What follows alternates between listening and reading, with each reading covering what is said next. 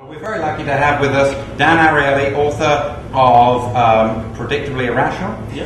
And Dan is going to tell us about this new movement in cooking, and you can tell us a little about the philosophy behind it. Yes, so we are aiming for something that is simple, easy to make, quick, and that will have the desired effect. So that's kind of the issue, is what is the food actually aiming to achieve? So you're a bachelor, as far as I can tell. Now, when you cook a meal for somebody, what's your objectives? My objectives are to generally improve how they feel about me, with the hope that romancing might be on the cards. Okay, very good. So that's exactly what we're going to try and do. So we're going to do a very simple pasta, easy to cook, not a big deal, with tomato sauce, a little bit of cream, a little bit of scallion, a little bit of onion. But the key is going to be vodka and cayenne pepper. Now here's the thing. We're actually going to use vodka in the pasta sauce. Now the interesting thing is that unless you tell somebody it has vodka, they actually don't know where the taste is coming from. That your guest will find that the taste is kind of different and strange, and rather than attributing to something being wrong, they will attribute to you being a fantastic cook. Now you can't tell them what it is, then you destroy the mystery. It has this mysterious taste which they interpret it positively, plus there's the benefit of vodka. It has kind of a romancing, enhancing quality. The other thing is this cayenne pepper. And what cayenne pepper does is two things. It makes your mouth hot, but it also makes you sweaty. And as a good psychologist, you know about this misattribution of emotion. Right? So what happens is you're sitting in the company of somebody and you start sweating. What do you attribute it to? Well, you could attribute it to the pepper if you knew there was pepper. But if you didn't, you would say, oh my goodness, I'm perspiring, my heart is going a little faster, I must be in love with this handsome chef. That's the goal. So we have the psychology on one side, we have the simplicity of the cooking here. That's the recipe. Ready? Fiendishly cunning. Let's wash our hands. Alright, wash our hands. We have the onion. We have the scallion. We're going to use the head part of the scallion. And then this part we'll use later to garnish. And we have the garlic. Let's start frying. And we're basically going to stir fry this one a little bit.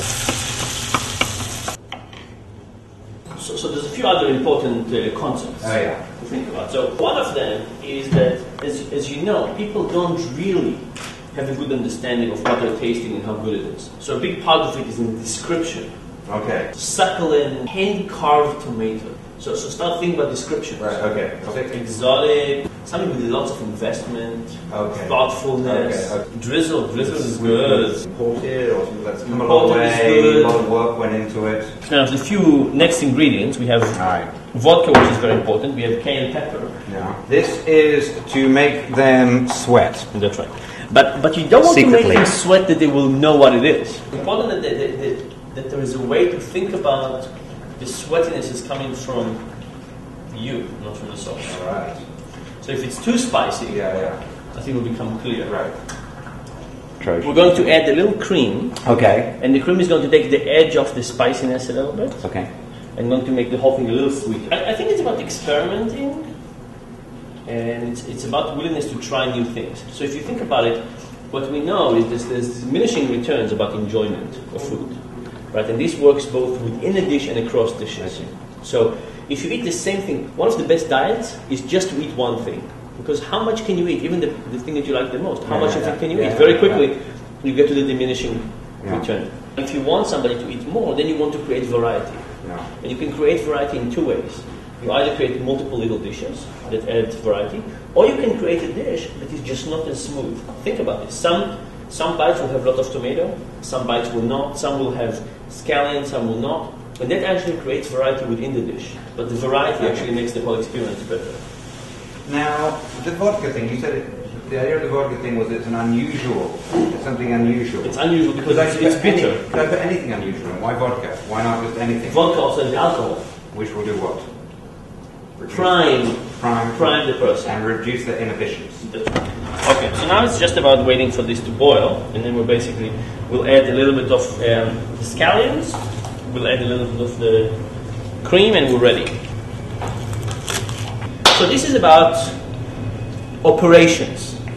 Operation is a field of study that's trying to optimize and simplify, minimize the amount of dishes and preparation. And then we've tried to put as much as psychology into it depending on our objective. So given your particular objective for the meal, we are having the hot pepper and the vodka. So we're optimizing on efficiency and romance potential. The color looks now, with just a little bit of cream, and we have the onion and the tomatoes. And now we're going to hope that the pasta is ready. So lots of these signals work very well. Did I ever tell you about the study we did on beer and balsamic vinegar? No. No. So imagine the following experiment. You get 2 glasses of beer. One has lots of balsamic vinegar in it, and one doesn't. And when you don't tell people about it, they taste one and taste the other, most of them prefer the one with balsamic vinegar. It adds bitterness, it adds something unusual, and people think it's better. When you tell people up front that this beer has balsamic vinegar and they hate it, right? But it's nothing to do with the taste, it has to do with people's expectations. The moment you expect it to be bad, it is bad. When you expect it to be good, it's good. Almost independent of what your taste is telling you. So the question is, how do you deal with expectations? How do you get people's expectation to work in your favor? That's your challenge. Now, here's another trick. You know, there's a lot of research about the relationship between ownership, pride, and evaluation. Okay. So when you get people to do something themselves, they end up appreciating to a higher degree. So right now, you and I have made this dish. Yes. We are going to over-appreciate it. Yes. We're going to think that it's better than it is because it's our creation. The problem is, what do we do with Jenny here? Right. We want her to evaluate as well, to like it and think it's fantastic. So what we're going to do is we're going to give her a small task, not very meaningful, but it will get her attached to it. Okay, as well. I'll make her think. So we'll ask her to grate some cheese. Oh. Not very meaningful, not very important, I know. but it will give her just enough touch to feel that she's actually done something and she's responsible. So, and we'll try to encourage it. We said, Jenny, I'm not sure what's the right amount of cheese, so just do whatever you think is best. Okay. Right? So now she's responsible. She's getting a task. She's contributed. She's contributed. She's begun. She's hooked. She's hooked. It's over. It's in the bag. So she is. So she's now giving me. Right? We're now already engaging in some kind of transactional. Yeah. Thank you. Tell me what you think. That's really good. Thank you. Thank you, Dan Ariely, for showing us your secrets. My pleasure. See you next time.